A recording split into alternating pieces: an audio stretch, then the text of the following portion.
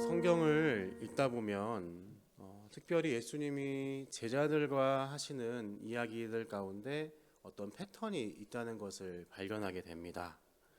예수님께서 조금 뜬금없게 느껴질 만큼 제자들로서는 죽었다 깨어나도 상상도 안 되고 생각도 못할 수준의 이야기를 하시는 거죠. 그래서 이게 뭐야? 저게 말이 돼? 이게 무슨 말이야? 라는 반응을 이끌어내십니다. 어느 정도 높은 수준, 이해력이 도달할 수준의 이야기를 하셔서 야, 역시 우리 예수님 대단하시다. 역시 우리 예수님 최고야. 이렇게 하는 반응이 아니라 사람의 수준을 뛰어넘어서 이게 뭐야? 하는 반응을 일으키는 상상도 못할 말씀들을 하시는 것이죠. 오늘 이 용서에 대한 이야기도 같은 패턴에 있는 말씀입니다. 사도 베드로는 예수님께 용서에 대해서 물어보고 있습니다. 당시 유대교 랍비들은 우리가 3번까지는 용서할 수 있다. 형제를 3번까지는 용서해야 한다라고 말했습니다. 여러분 3번 용서한다고 하니까 랍비의 율법이 지키기 쉬운 것처럼 들리십니까? 여러분 그렇지 않죠. 우리 평생에 기억에 남을 만한 심각한 상처와 트라우마를 경험한 그런 사람에게 3번이나 반복적으로 용서한다는 것은 쉬운 일이 아닙니다. 우리는 유대교 랍비들이 하는 3번의 용서도 하지 못하죠.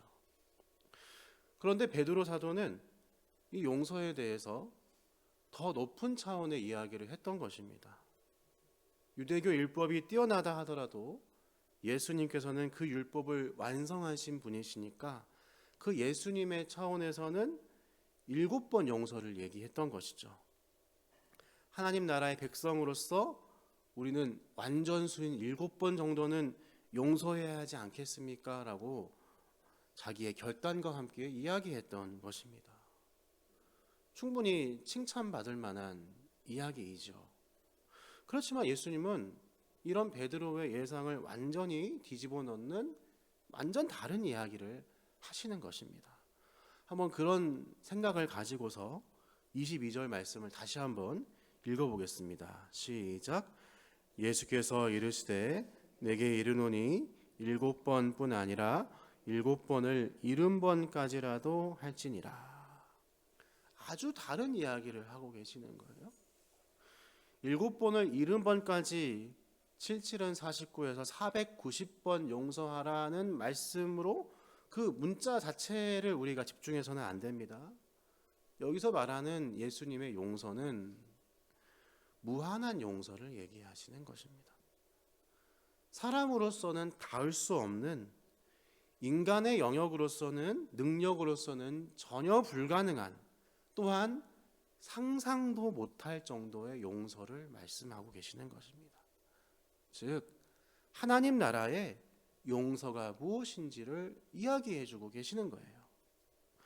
이것은 비단 용서에 대한 이야기만이 아닙니다. 예수님께서 제자들에게 말씀하시는 것들은요, 예수님께서 이루시는 나라의 원리와 가치와 비전에 대한 이야기를 하시고 나서요, 제자들은 그냥 이해가 되지 않고 항상 다시 물었습니다. 주님, 이게 무슨 말입니까? 여쭤볼 수밖에 없었습니다. 왜냐하면 예수님은 사람들이 이해할 수 있는 훌륭한 수준의 사랑, 용서, 자비, 오래 참음, 공의와 정의, 평화, 이런 것을 얘기하지 않으셨어요. 예수님은 지극히 큰 사랑, 지극히 깊은 용서, 지극히 끈질긴 자비와 오래 참음, 지극히 높은 평화를 이야기하셨습니다. 우리는 전혀 이해할 수 없는 하나님의 차원의 무한한 차원의 그 이야기를 하셨던 것이죠. 그래서 그 용서의 크기와 넓이가 무엇인지를 우리는 도저히 가늠할 수가 없었던 것입니다. 여러분, 문제는 무엇이냐 하면 우리가 예수님의 차원, 하나님의 차원을 이해할 수 있다고 생각하는 데에 있습니다. 물론 하나님께서는 이 성경 말씀을 통해서 자기가 누구이신지를 우리에게 보여주시고 알려주십니다. 그렇지만 우리가 동시에 반드시 인정해야 하는 사실은 하나님은 우리가 이해하고 파악할 수 있는 대상이 아니십니다. 하나님은 우리가 감히 따져 물을 수 있는 그런 대상이 아니십니다. 하나님은 어떤 분이십니까? 예수님은 어떤 분이십니까? 그분은 우리가 믿고 신뢰를 돌려야 할 분인 것입니다. 하나님은 우리가 영광을 돌려야 하고 경배를 돌려야 할 분이신 것입니다. 그것이 피조물과 창조주의 차이인 것입니다. 베드로가 고민하면서 이 정도는 정말 최고라고 생각한 인간으로서 할 수 있는 최고의 대답 7번 용서를 말했다면 예수님께서는 그 7번을 70번까지라고 말씀하시는 무한한 용서의 차이를 말씀하셨던 것이죠. 그분과 우리는 완전히 차원이 다른 것입니다. 감히 우리가 그분의 이해 수준에 도달할 수 있을 것이라고 생각하는 것은 합당하지 않습니다. 감히 우리가 그분의 뜻인 성경을 제대로 알았다고 얘기하는 것은 합당하지 않습니다. 그것은 교만인 것입니다. 이 용서의 주제도 마찬가지입니다. 이 용서는 우리가 할 수 있는 것이 아닙니다. 불가능한 것을 말씀하고 계시는 것입니다. 우리가 이해할 수 있는, 파악할 수 있는 용서가 아닙니다. 어떤 상황에도 우리는 하나님께서 말씀하시는 이 용서의 깊이를 이야기할 수 없는 것입니다. 여러분, 우리가 생각하는 용서를 생각해 보십시오. 어떤 때에는 다른 형제 자매에게 이야기를 들으면서 그 사람 용서하는 게 아닌 것 같아, 틀린 것 같아, 옳지 않은 것 같아, 이렇게 말할 때도 있지 않습니까? 인간적 차원에는 그렇게 말하는 것이 옳을 것입니다. 그러나 예수께서 명령하시는 용서는 그런 차원이 아닙니다. 인간적 지혜와 이해와 옳고 그름을 뛰어넘는 새로운 차원의 이야기를 하고 계시는 것입니다. 여러분, 하나님 되심과 피조물 된 우리의 차이의 용서라는 율법 앞에서 우리에게 남은 것이 무엇이겠습니까? 이해할 수도 없고 차원도 다르니까 당연히 할 수도 없는 이 용서에 대한 말씀 앞에 우리가 어떤 반응을 해야 하겠습니까? 이것은 우리가 할 수 없는 것이니까 그냥 말씀 따로 우리 따로 이렇게 살아야 하는 것입니까? 아닙니다. 우리가 주의 율법의 크기를, 주의 말씀의 크기를 마주했을 때에 취해야 할 태도는 그냥 단순히 순종하는 것입니다. 이 말이 이상하게 들릴 수 있습니다. 그러나 안 돼도 못해도 용서는 물론이고 용서하려고 할수록 그 사람을 떠올리다 보니 더욱더 미움만 커지는 그런 나의 모습이지만 그런 상황에서도 용서하도록 애써보고 흉내라도 내보는 것이 우리가 취해야 할 태도입니다.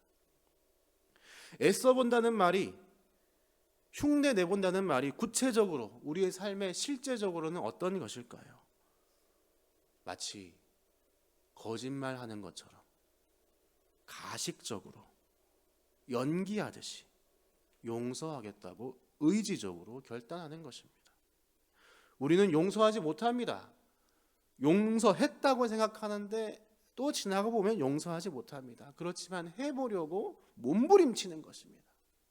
여러분, 이것은 율법주의와 다릅니다. 율법주의는 내가 할 수 있을 것이라고 생각하고 내가 했다고 생각하는 것입니다. 그러나 이건 우리가 죽었다 깨어나도 할 수 없는 것입니다. 예수님의 신적인 기준에 우리는 미치지 못합니다. 그러나 그걸 알면서도 애쓰는 것입니다.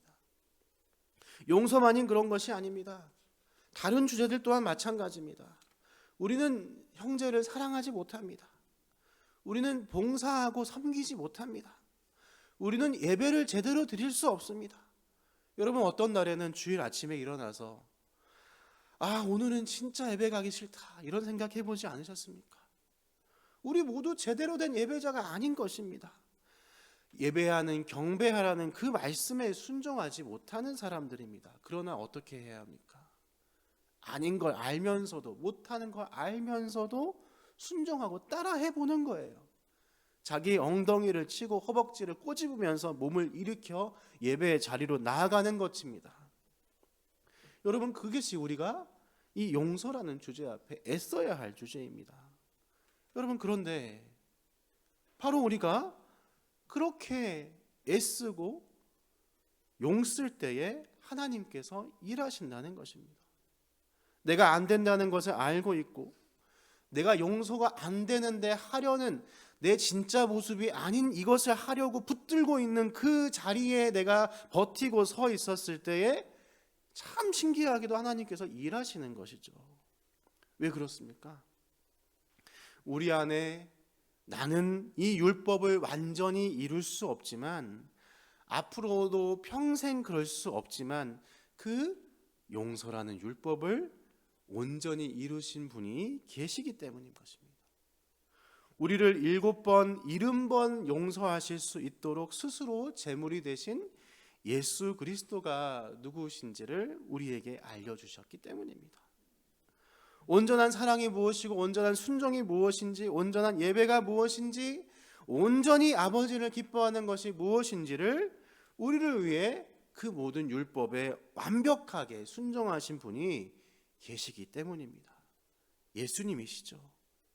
그리고 그분이 우리 안에 성령 하나님을 보내주셨어요.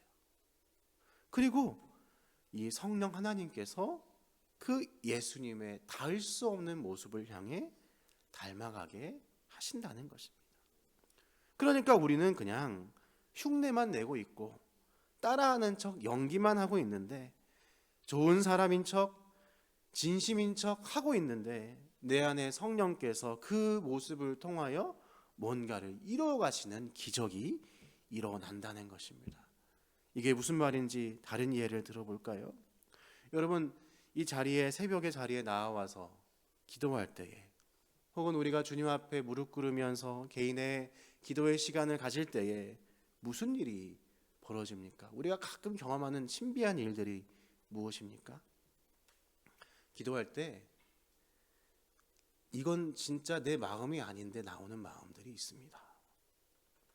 기도할 때 정말 신기하게 어떤 사람이 떠올라서 그 사람에게 전해야 할 지혜로운 말들이 떠오릅니다.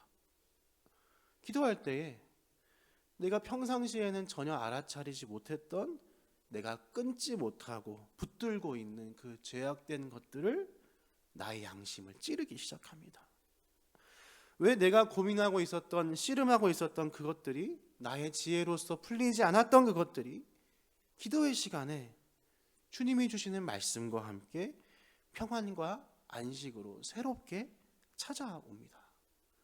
여러분, 그래서 어떤 사람은 은혜 받을까 봐 두려워서 기도 시간을 못 가지겠다 이렇게 얘기하지도 않습니까? 우리 신앙생활에 그런 일들이 벌어지지 않습니까?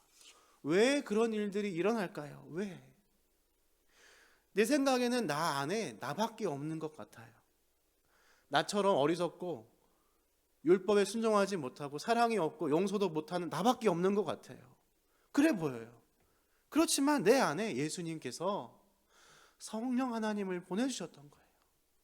내 안에 예수님께서 성령 하나님을 보내주셔서 내 안에 내가 아닌 무한하신 하나님이 함께하고 계시는 거예요. 그리고 그 하나님께서 우리를 붙들고 계시고 주의 말씀 가운데 일하고 계시는 거예요. 우리가 주님의 말씀을 잡아보겠다고, 붙들어 보겠다고 애쓰고 있을 때 성령 하나님께서 하늘에 속한 복과 능력을 우리에게 미리 맛볼 수 있도록 그 모든 일들을 행해 주시는 것입니다. 그것이 성령께서 우리 가운데 지금 이 순간에 일으키고 계시는 기적인 거예요. 성령께서 오늘 이 말씀을 듣는 자리에서 용서라는 주제를 붙들고 이것을 내가 할 수 없다는 것을 알지만 한번 해보겠다는 그 마음이라는 작은 씨앗을 뿌려주시는 것입니다. 작은 결단을 내 마음에 뿌려주시는 거예요. 우리가 그 마음을 붙들고 순종하고 애쓸 때에 우리 안에 성령께서 일하기 시작하시는 것이죠. 기적이 일어나기 시작하는 것입니다. 여러분, 오늘 이 기도의 시간에 주님께서 용서라는 주제를 허락하셨습니다. 우리는 하지 못할 용서입니다. 그러나 여러분, 이 아침에 입으로 먼저 용서하겠다고 고백하시길 축복합니다. 어쩌면 용서만이 아니라 내가 내 마음에 떠오르는 그 미움의 대상을 용서하고 축복한다고 고백해 보시기를 권면드립니다. 하나님 나에게 주셨던 그 축복보다 훨씬 더 큰 30배, 60배, 100배의 축복으로 축복해 주시라고 그 마음이 안 든다 하더라도 해보도록 애써 보시면 좋겠어요. 말씀을 따라 해보겠다고 애써 보는 거예요. 그 믿음으로 순종할 때 순종으로 보여지는 믿음을 통해서 내 안에 계신 분이 누군지가 드러나는 거예요. 내 안에 계신 분이 어떤 능력을 가지고 계신 분인지를 우리가 몸소 체험하게 되는 거예요. 그것이 우리가 하늘의 복을 받았다는 증거인 것입니다. 내가 하늘에 속했다는 증거인 것이에요. 그 증거를 경험하시는 이 기도의 시간, 오늘 하루의 시간, 이번 한 주의 시간이 되시기를 주님의 이름으로 축복드립니다. 함께 우리 기도하고 나가겠습니다.